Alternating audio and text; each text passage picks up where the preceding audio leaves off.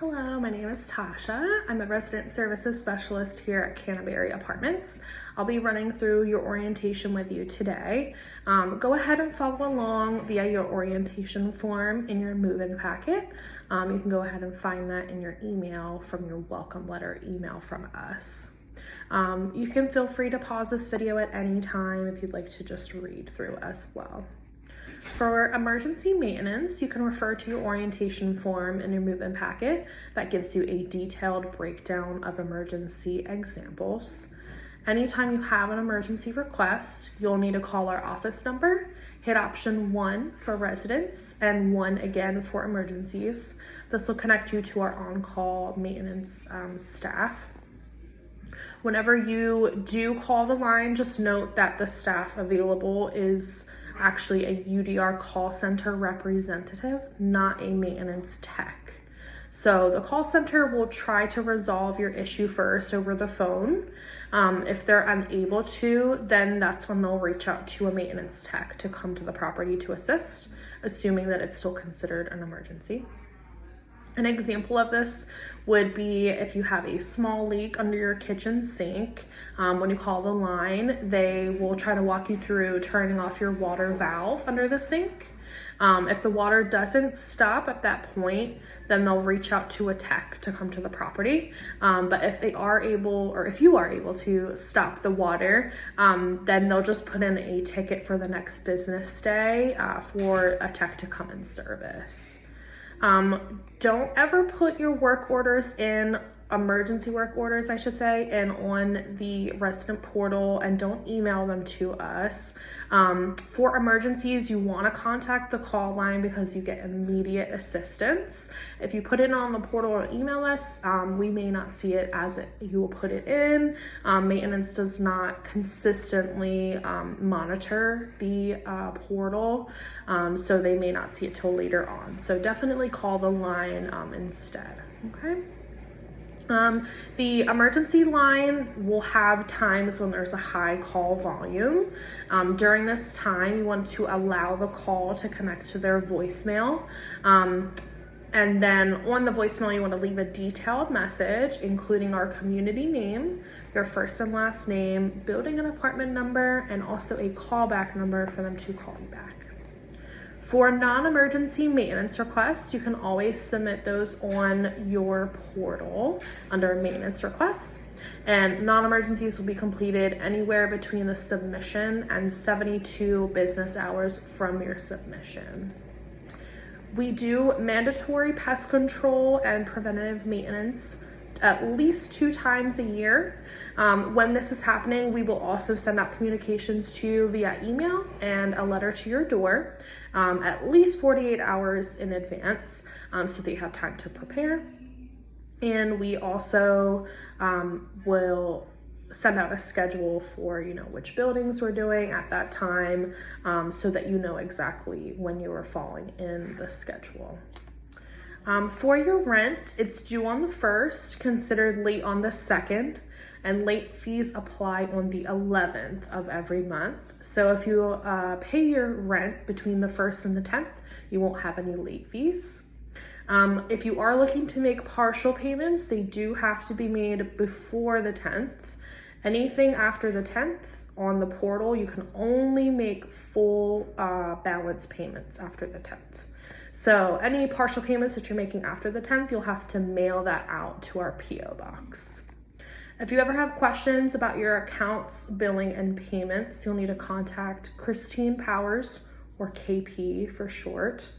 If you do email her, go ahead and CC Canterbury at udr.com. If you call her, leave a message, again, with your property name, first and last name, apartment number, and a callback number, so she knows who to call back. And you can also contact her through the resident portal as well, since that already includes all of your personal information. KP does work in a central office. She's not working out of our leasing office, so you won't be able to see her in the office. If you call our office number, we will not be able to connect you to her. She works with several different properties with UDR, so you'll need to give her at least 48 hours business days to respond back to you, whether that's via email, via call, or via the resident portal as well. You will receive your first water sewer bill between 45 days to 60 days after you've moved in. You'll get your first one. This will be emailed you directly from utility management. So if you want to look in your email for that, that's where it'll come from. They send it out typically a week prior to the due date. It is due on the 1st along with your rent every month.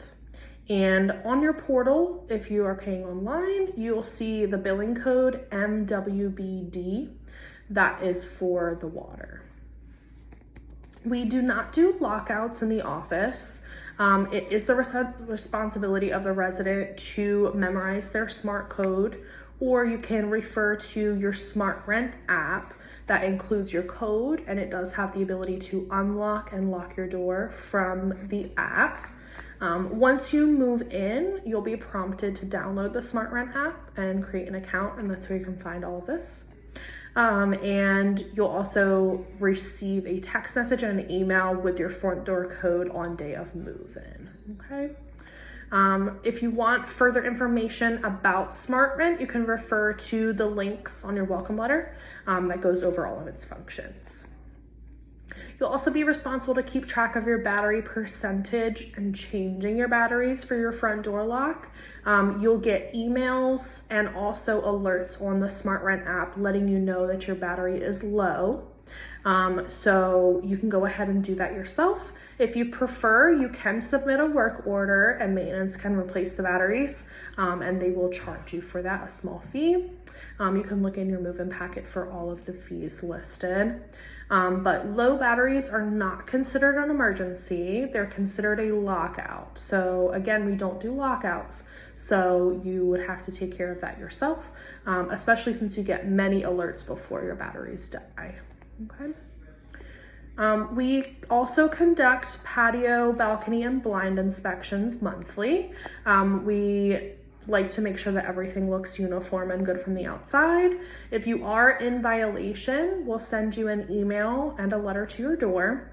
And you can refer to your move-in packet and your lease for the patio and balcony rules. The breezeway and balcony areas should always be kept neat and clean, and these areas are not for storage, personal items, or trash. Also, we do not allow grills on your patio or balcony at any time. For parking, you're required to register all vehicles with the office in order to receive a parking permit.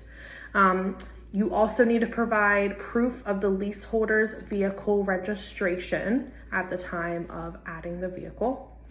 If you are adding a new vehicle during your lease term, the same rules will also apply to those. And anytime you're switching out a vehicle, maybe you traded your vehicle in for something new, you're required to return that pass back to the office to retrieve a new pass for the new vehicle. Every pass is identified by the specific vehicle. So you don't want to trade that sticker between cars. You don't want to reuse them.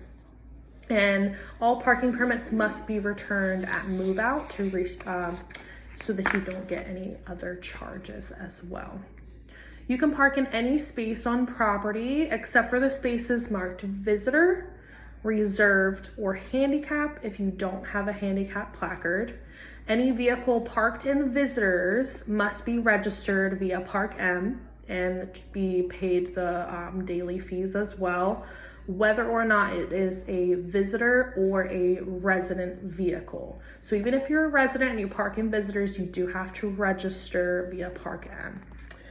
When you go into our parking lots, this is what the visitors signage looks like.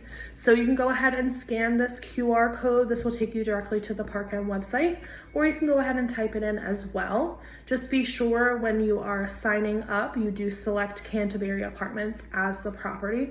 You'll put in all of your vehicle information, pay the fee for the days that you're going to be here, and then you get an electronic copy receipt to your email that you use with the sign up. You don't need anything physical in the car to like a permit or anything to display in your vehicle. Okay. So anytime you have a guest, they can't stay longer than 14 consecutive days unless they apply and are added to the lease. And they will go through the same process that you did as well when you applied to be added to the lease. And there may be additional fees during your lease term as well. All pets must be registered with the office, and you can refer to your lease for further clarification on the pet rules and monthly fees. It is your responsibility to update your renewed insurance with the office. Whenever we enter your insurance into our system, there's a start date and an end date. So if you don't provide the updated insurance before the end date, you'll automatically be charged a $10 liability insurance fee, which we cannot refund. So if you are charged that fee before we receive your insurance, unfortunately we can't refund that or prorate that charge. So keep that in mind. Also, you need to return your inventory checklist within 15 days from your move-in date. We do not accept it past the 15-day mark, so please keep that in mind when you're moving in. You'll also be responsible of disposing your own trash in the proper areas. Trash should be put in the dumpsters and recycling in the recycling bins with the yellow lids. All of these are found in the parking lots close to your building. We do not provide door-to-door trash pickup, but we do provide personal recycling bins in the office. So if you do want one of those, just let us know when you move in.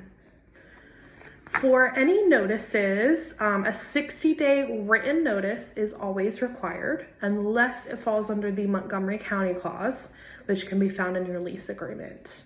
If you're terminating your lease early, a buyout fee equivalent to 2 months of rent is also due at that time. All notices should be in writing via your resident portal in the Contact Us section.